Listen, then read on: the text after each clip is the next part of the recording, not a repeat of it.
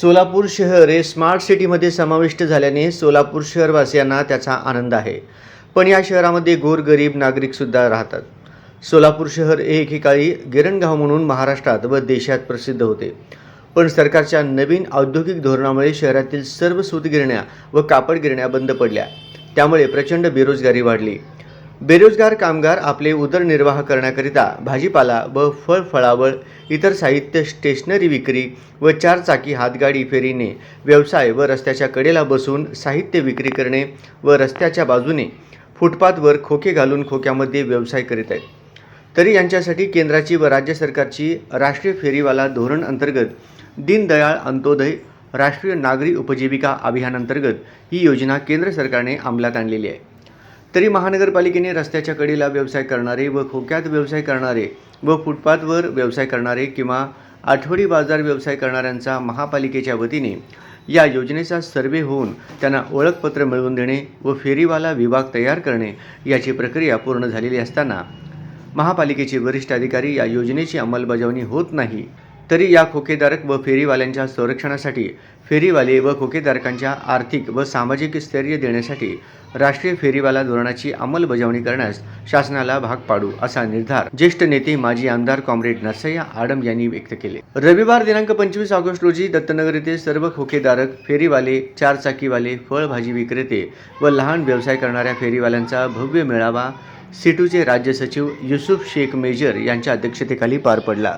यावेळी महापालिकेकडून 50,000 हप्ता परतफेड केल्यानंतर 1 लाख रुपये कर्ज मंजूर करणे, फेरीवाला परवाना फी 5,000 रुपये असून ती कमीत कमी 500 रुपये झाली पाहिजे.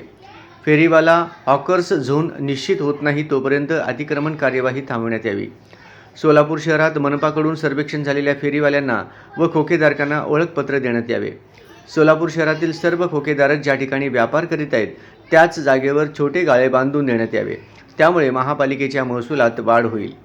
महानगरपालिका अतिक्रमण विभागाकडून व तसेच पोलीस विभागाकडून होत असलेली कार्यवाही त्वरित थांबवावी.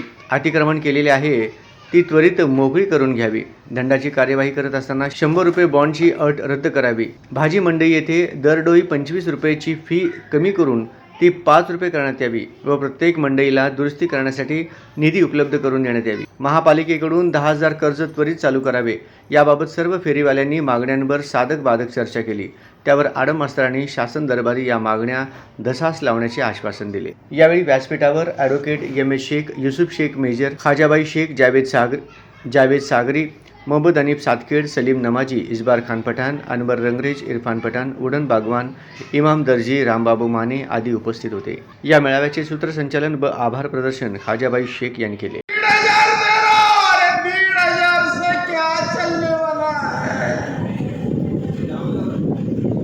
50 रुपये भी रोज मिलते नहीं और वो 50 रुपये भाजपा में चला जाता है. अरे देना है तो ऐसा दो. आडम मास्टर ने 40,000 लोगों को मकान दिया है. उस मकान की कीमत आज 10 लाख है. 10 लाख.